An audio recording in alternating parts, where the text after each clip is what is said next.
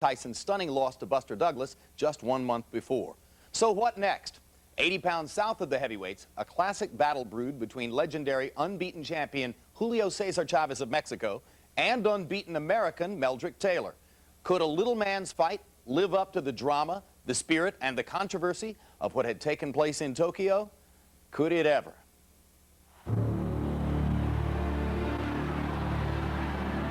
There are fights where you lose your prime in a single bout. When you fight a fight like that, you are never the same. A piece of you stays there. The accumulation of punishment was brutal. It destroyed him as a fighter. It ruined him. After that, it all was on the downside. That loss did it. The one thing that he should have gotten was the satisfaction of the victory, because he beat him for 35 minutes and 58 seconds.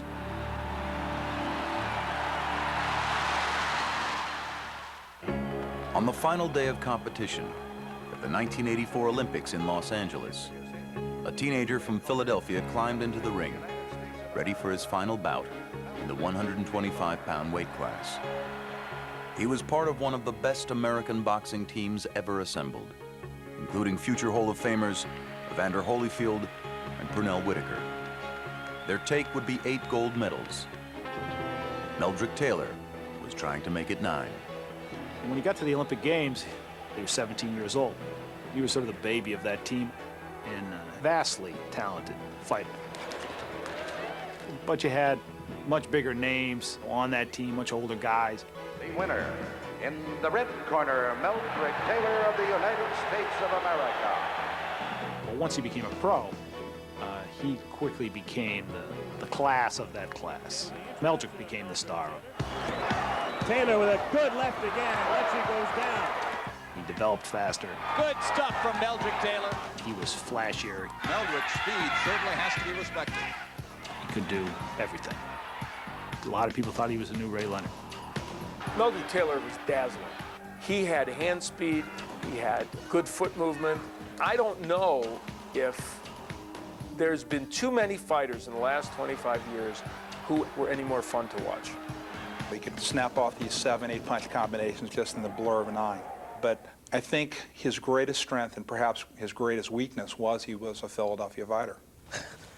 He thought of himself as a fighter more than a boxer. Which was the tradition passed down through the years in gritty North Philadelphia, a boxing neighborhood renowned for its gym wars and for producing legends like Smokin' Joe Frazier. As a kid growing up in North Philly, Meldrick Taylor wrote a promise to himself in black magic marker. It read, "I will be a champion someday." To do so, he would box and fight the Philadelphia way. A Philadelphia fighter is basically fighters that has a lot of heart, a lot of desire. They come to fight every minute, every round. He had the mindset and he had the history. This is my home. What Meldrick wanted to be, in a way, was Joe Frazier. Meldrick Taylor was too much of a Philadelphia fighter. He had real quickness and boxing skills, but that he loved to get in there and fight. And sometimes when it wasn't to his best advantage. He's flailing away. This is a brawl. But that's what made him the outstanding young fighter he was. Meldrick Taylor could not be more impressive. In just his 21st professional bout, Taylor fulfilled his childhood dream. A wicked right hand by Taylor. When he upset Buddy McGirt to win his first title. And the brand new junior welterweight champion, Meldrick TNT Taylor. He was in demand. The crowd loved him. TV loved him. He entertained. He threw punches. He boxed. He danced. For flash, you couldn't beat Meldrick Taylor. But Taylor, with his Philadelphia heart, was determined to prove himself as more than flash. What better way than to beat the least flashy fighter in the sport? a budding legend who appeared to be Taylor's polar opposite in nearly every way. Mexico's Julio Cesar Chavez. Chavez, unloading. Chavez was regarded as the best pound-for-pound fighter in the world, but more than that, he was regarded as the toughest son of a bitch in boxing. He articulated all the virtues that Mexican fighters are supposed to have. He didn't submit to the odds. He kept coming. Julio Cesar Chavez was only 27 years old, but since rising from an impoverished upbringing in Culiacan, Mexico, he had already earned the stature of a Mexican folk hero. Chavez is something different, something extra natural. Julio Cesar Chavez. Chavez always fights for the Mexican flag. People, they don't care. They don't go to war just to see him fight. What Mexican fight fans loved about Julio Cesar Chavez is that he endured incredible amounts of pain in order to win fights for them. That's the Mexican passion. Outlast, outwork, outfight, outbattle. By 1990, Chavez had already won 4 titles and successfully defended them 13 times. His undefeated record gave him an aura of invincibility. Chavez was 66-0, the quintessential Mexican fighter. Take 3 to land 1, wear you down with his relentless aggression and toughness. He was the workman. He was the plumber. You know, Meldrick was the guy driving the Jaguar, and Chavez pulled up in an SUV. But then he might run over your Jaguar with the SUV. People wondered who could get to Julio Cesar Chavez. And most people believed that if anybody was going to do it, it would be Meldrick Taylor. For people who like to follow boxing, this is what you live for. 2 great fighters, same weight class, both in their prime. Boy, it had everything. It was a stylistic matchup. It was a nationalistic matchup. The multi-million-dollar bout was scheduled for March 17th, 1990, at the Las Vegas Hilton. But it didn't take long for something to get in the way. Every referee in the world, oh man, can you imagine how much you dream, how much you just pray that you can get this assignment. Richard Steele was considered one of the best referees in the sport, and he was assigned to the fight by the Nevada State Athletic Commission. He had already officiated 45 title fights, but his rumored relationship with Chavez's promoter, Don King, made the Taylor camp uneasy. I objected to Richard Steele being the referee. And not that he wasn't competent. I think he was competent. But in Vegas, there have been some questions about the way he handled some of the fighters that at that time were Don King fighters. Steele had been accused in the past of perhaps favoring Tyson and some other King fighters. He was also a friend of King's, or at least was perceived to be. And perception is reality, especially in boxing. Every time that I spoke with Don King has been in the public, in the ring. Don King and I have never said over 10 words at one time during the 30 years of refereeing that I did. I work for the State Athletic Commission, and that's who my loyalty always went to. Richard Steele is as honest a man as I've ever dealt with.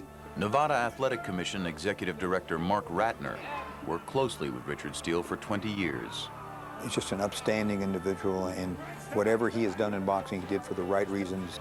So I've never believed any of those comments whatsoever. I thought it would be best to get another referee in there. But apparently, the commission says, no, it's going to be Richard Steele, so it was Richard Steele. Every so often in boxing, 2 landmark talents are brought together in a match of risk and reward unlike any in recent memory. Tonight in Las Vegas, such a meeting between Julio Cesar Chavez and Meldrick Taylor. It was one of those fights that ringside people, boxing insiders, were hungry to see it. It's our great pleasure at HBO Sports to bring you what we call and what other experts have called the greatest little fight money can buy. A bout between 2 extraordinarily talented, undefeated champions whose styles seem to be perfect foils for one another. Whoever won this fight was going to be at that moment the spotlight of everything below the heavyweight division in boxing. It was in the ballroom at the Las Vegas Hilton. That building held 9,200 people. And I would say about 7,000 were people from the Culiacan neighborhood. So in the past 50 years, no professional boxer has begun a career and sustained unbeaten success for as long as has Julio Cesar Chavez. Meldrick Taylor is really up for the fight. The familiar Lou Duva and his lieutenants will lead their charge, Meldrick Taylor, out of his dressing room. We all thought that he would win the fight because he just threw too many punches. Good evening, ladies and gentlemen. Well, I was really thrilled to be selected for this fight. and your referee is Richard Steele. I know that Julio Cesar Chavez has never fought a fighter like Meldrick Taylor. Chavez's eyes are focused on the midriff of Meldrick Taylor. He is thinking body from the outset. Taylor was unintimidated by the pressure. Chavez was just a target, moving into his range. Taylor lands a vicious right hand. Look at the speed of Meldrick Taylor's flurry. Brilliant stuff from Meldrick Taylor. The drama in this fight early on was that Taylor was dominating a terrific fighter. Taylor still trading 4 blows to 1 for Chavez. Nobody expected that to happen. With the first 4 rounds, Meldrick Taylor would appear to have built an early lead. Boxing. Moving. Punches and bunches. His fluid hand speed and combinations. Clearly reminiscent of Ray Leonard at his best. Whoa, beautiful trading punches inside, and Chavez again seems to wobble slightly as Taylor lands at will. The hand speed of Meldrick Taylor was superior, totally superior, and nullified the offense of Chavez. He's been doing what he needs to do, just boxing, using speed. Taylor was way ahead. And as round 5 comes to a close, Meldrick Taylor throws his gloves skyward in celebration of his performance so far. He was winning the fight. Now you're boxing beautiful. There's no doubt in anybody's mind. This is why we try to hold him up a little bit and slow him down. Now just settle down, settle down. Don't let the guy carry you too fast. Because we saw the fight maybe going into the 12th round, and we wanted to hold him back a little bit so he had enough to turn it on in case he needed it. But through the middle rounds, Taylor showed no signs of slowing down. It's hard to imagine Taylor being more effective. Hard to imagine him doing a better job of rising to the biggest occasion of his career. Even Chavez's staunchest supporters were in shock. The Meldrick Taylor was dominating Chavez for 9, 10 rounds. Even the Chavez corner said, come on, do it for your family, for your sons, for everybody, for your country. You're losing the fight. Un esfuerzo más, Julio, por tu familia. For your family, Julio. They know how desperate the situation is. Here was an unbeaten young champion fighter fighting the fight of his life against one of the greatest fighters in the sport, and I thought that he won the first 9 rounds of the fight. You're in the middle of the 9th round of a classic performance by a young fighter on the threshold of greatness. Taylor may well have won every round. I thought that Taylor was decisively winning the fight. I thought he was really giving Chavez a boxing lesson. It was clear to almost everyone that Taylor was giving a virtuoso performance. But it was clear to one man that something else was happening. I knew that Meldrick Taylor was winning the fights because he was landing 2 to 1.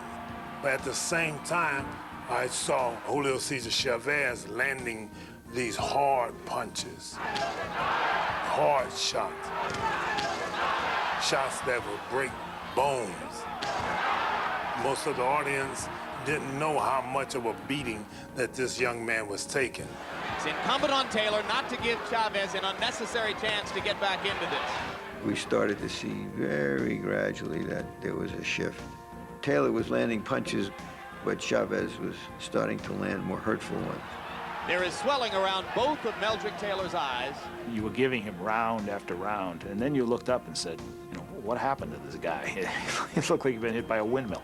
Taylor beginning to look more the worse for wear than the action of the bout would have led you to believe, though. I think Julio was turning the tide. I still don't think he was winning rounds, but he was punishing Meldrick physically from the middle rounds of the fight on, and that ultimately was going to tell the tale. Chavez finally seizing the initiative for the first time in round 10, and for the first time, there's a mild air of danger from Meldrick Taylor. He knew he was losing the fight, but he also knew that he was extracting cost for Meldrick Taylor to win each one of those rounds. Blood again from the mouth and the nostril. The issue became, can I get him before they say the fight's over? As round 11 comes toward a close.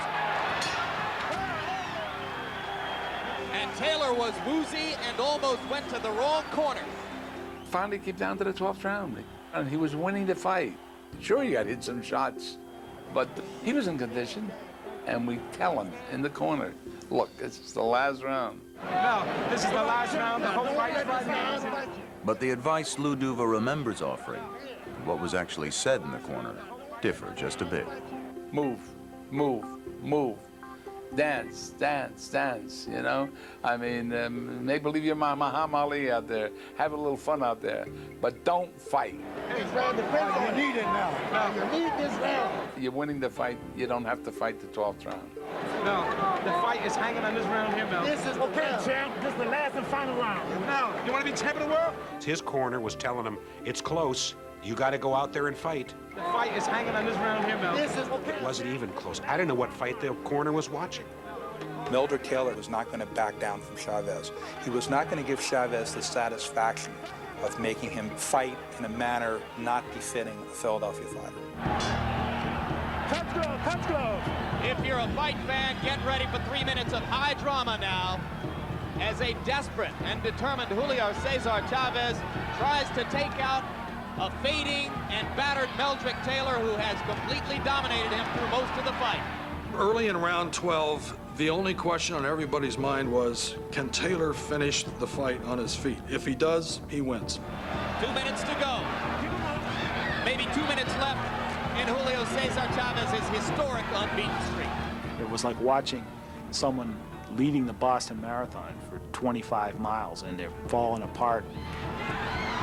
That is a tired Meldrick Taylor slipping to the canvas. Can this guy just get to the finish line? Both of Taylor's eyes are closing. The blood continues to flow from his nose and his mouth, but if he stands up, he wins. I do remember feeling that the sand was running out of Taylor's hourglass. So I'm watching, and I'm thinking, is this kid going to be able to finish? But there it was, 25 seconds left in the round. You know who was winning the fight, and all of a sudden,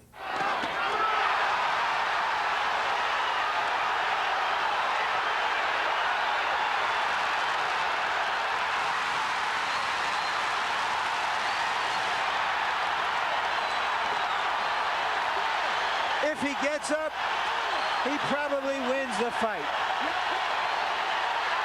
I can't believe it. Unbelievable! Richard Steele stopped the fight with fewer than 5 seconds to go. You're going to watch Lou Duva go crazy now. You're going to watch Lou Duva go absolutely berserk. This is one of the most unusual calls by a referee in the whole history of the sport. 5 seconds left. I cannot believe they stopped that fight. I was shocked when Steele stopped the fight. The official time will be 2:58 of the 12th round. He knocked him out with 2 seconds left. What are you doing stopping this fight? You're giving a victory away. This guy's earned the right. He's a champion. He got up. What are you doing stopping the fight? Richard, you describe the end of the fight and why you stopped it. Well, Larry, I stopped it because, you know, Meldrick had took a lot of good shots, a lot of hard shots. when that famous right hand that Julio Cesar Chavez landed, he went down like there was no more life in him. He got up, he pulled himself up. And I asked him twice, are you all right? Are you all right? You okay? You okay? And he could not continue. I don't care about the time. When I see a man that has enough, I'm stopping the fight. Not only was I infuriated, I was Italian mad. He says, I don't know what time it is. All I know is I've got a hurt fighter in front of me. I don't want him to get hit anymore. Bullshit. I don't believe that there. He got up. He started to pick up the count. At 6, he got up. I thought we had got jobbed. This fight should have been mine. This should have been in the basket. I needed it on the scorecards. And it was premature that Richard Steele would do something like this. The controversial ending was filled with subplots. Taylor's trainers were criticized for convincing him that he needed to win the final round. Lou Duva was criticized for jumping onto the ring apron, which distracted Taylor and caused him to look to his right just as Steele asked him to respond to critical questions. And Steele was criticized for not being aware of the flashing red light right behind Taylor that signified the last 10 seconds of the 12th round. His decision immediately became one of the most debated in boxing history. I think that Richard Steele made a bad stoppage. Meldrick Taylor had fought his heart out. He had earned the right of those extra 2 seconds. It was hard initially to step back and really look at what had happened. One guy got assaulted at the end is what happened. So should they have stopped the fight? Yeah, they should have stopped the fight. His expression said it all. I mean, he couldn't believe that he lost. Today, every time I think about that fight, I think about that expression on his face. If the fight had gone to the scorecards, Meldrick Taylor would have won a split decision victory. But no matter the outcome, he paid a high price. I examined Meldrick right after the fight, sent him to the hospital. Meldrick had a facial fracture. He was urinating pure blood. His face was grotesquely swollen. This was a kid who was truly beaten up to the face, the body, and the brain. You rarely see guys that world-class caliber beaten so decisively to the point where their bodies are utterly gone. Once it's beaten out of you, it's gone forever. From Culiacan, Mexico, Julio Cesar Chavez. In Mexico, this fight turned Chavez into a heroic, almost legendary figure. Chavez would remain unbeaten for the next 21 fights before finally losing in 1994. Meldrick Taylor never truly recovered. Meldrick Taylor lost everything that night. He didn't just lose a title belt. He was never going to be Meldrick Taylor again. In the years following the loss to Chavez, Taylor's life and career propelled into a downward spiral, marked by diminished skills inside the ring, financial and legal problems outside of it, and most worrisome, this. Oh, it's funny not to me because the media wrote bad things about me.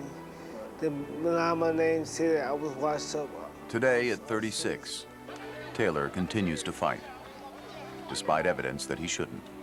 Taylor back in 1992 won also a title, but... Meldrick is the classic great champion that won't quit. Someone that continued on with his career as best he could, but who shows all the evidence of chronic brain injury. I'm at the beginning of the prime of my career, and I think I'm going to really excel in this fight. It's going to propel me as the best fighter pound for pound in the world. It's going to make me a superstar. People say a lot of things about me, about my career. I shouldn't be fighting no more, and it's not true. So I'm here to prove myself that I'm still the same fighter I was. This man should not be in the ring, should not be training in the gym. It makes me feel embarrassed for the sport that anyone would allow him to fight. If I had to use one word of where Meldrick Taylor's life is now, I would say tragic. But he should have had his victory for his own personal pride, for the satisfaction of knowing that he did it. Because Meldrick Taylor was special.